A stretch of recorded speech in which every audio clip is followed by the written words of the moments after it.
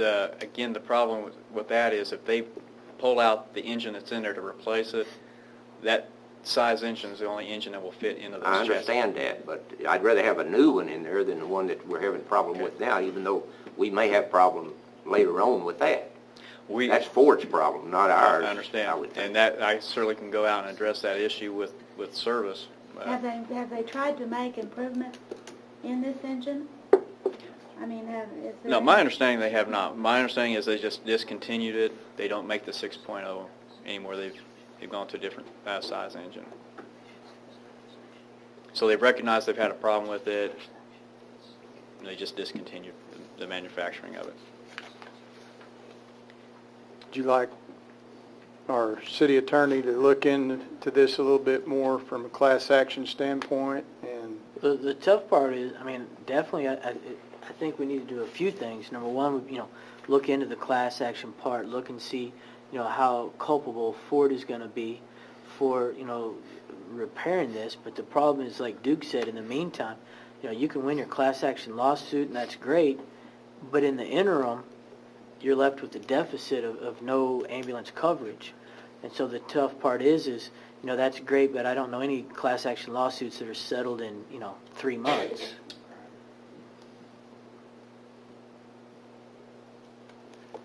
well, the best solution, in my opinion, is to go ahead and allow staff to go out, get some bids back, bring them to you, and we can, in the meantime, you guys can be considering what the best course of action will be.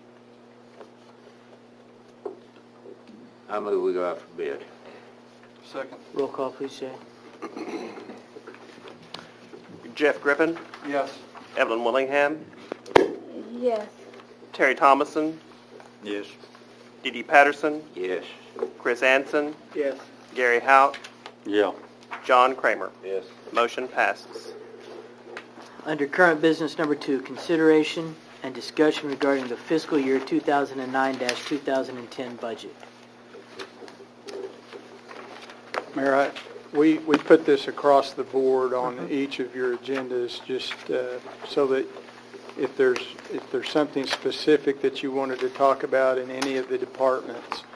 But let me say, we'll go ahead and kick it off under the medical authority, but let me just say that citywide, we're in a defensive position. We are developing strategies that will cut cost, and we're trying to do it in a phased way, meaning that as times get more difficult, we would implement various phases of our plan to cut costs. Medicus and the medical authority are no different than the rest of the city. They are a part of our cost-cutting plan. And If you might just back up a little bit, just kind of let everybody know. One of the biggest, reasons that, we're talking about the budget, and that is the budget for 09 to 10 is based on sales tax receipts from last year. The problem is each month our paper publishes what the sales tax receipts were, and we've been roughly averaging $50,000 per month less than we were last year. And since our budget is done year to year based on the previous year's sales receipts, the problem becomes when you make that budget, you now monthly are $50,000 less. And so you're looking at $600,000 less in your budget at the end of the year. And so that's the shortcomings, or when he says it gets a little bit tighter. I think last month was actually 52,000 something on the sales tax receipts. And so if our recession nationwide gets worse, people purchase worse or fewer items, that's less revenue that comes in, and so that makes the deficit even larger each month. And so, well put. That's where we're at. We're losing $50,000 a month. Ultimately, it could cause up to a $600,000 shortfall. That would be equivalent to 11% loss, and obviously that's going to mean some very deep cuts in city costs. Hopefully we can get close to that without any services being heavily affected in terms of how the citizens recognize their services being received. But it will eventually have an impact. Staff has been very good about trying to cut the minimal things that we can cut out, but when you talk about 11% loss, eventually you're going to be talking more serious things. Is there any more discussion regarding the budget item? If not, could I have a motion for a recess that we could reconvene later for the executive session? So move. Second. Second.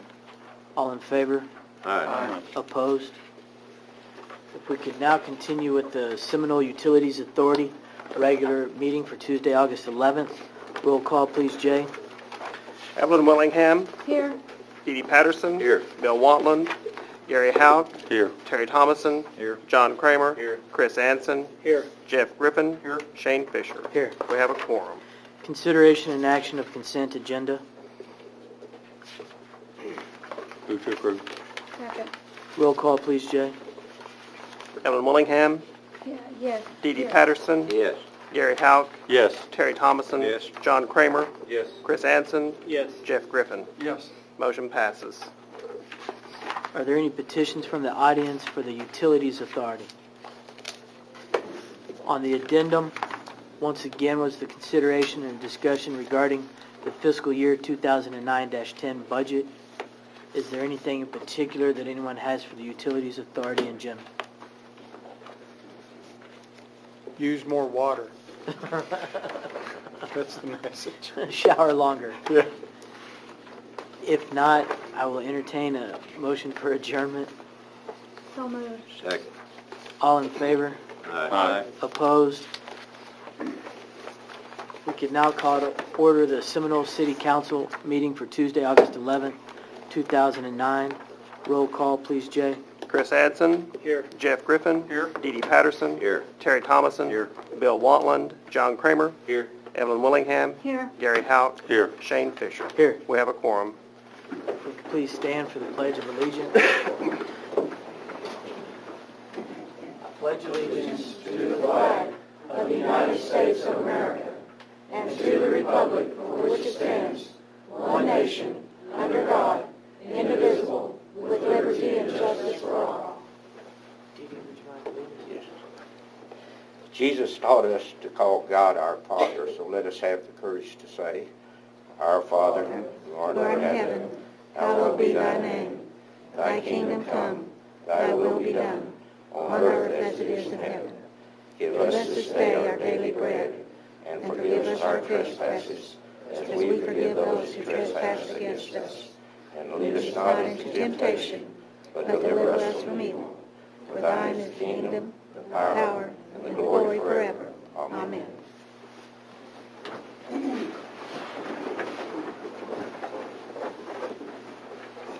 consideration and action of consent agenda.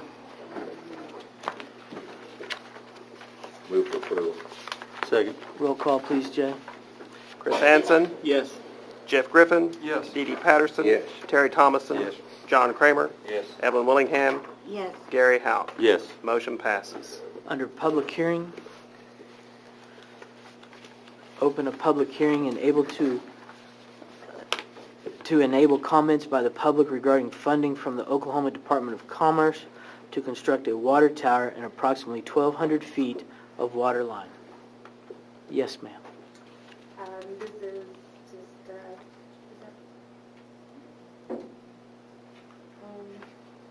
we applied to the Department of Commerce through their Community Service Block Grant, Community Development Block Grant for infrastructure assistance, and we've been tentatively approved for $1 million for the water tower and the 1,200 feet of water line. Locating the tower where roughly? In the industrial park on Good Hope Road. And this is one of those, Sigma. this is one of those ones that actually that we have no match. We were approved for up to $1 million.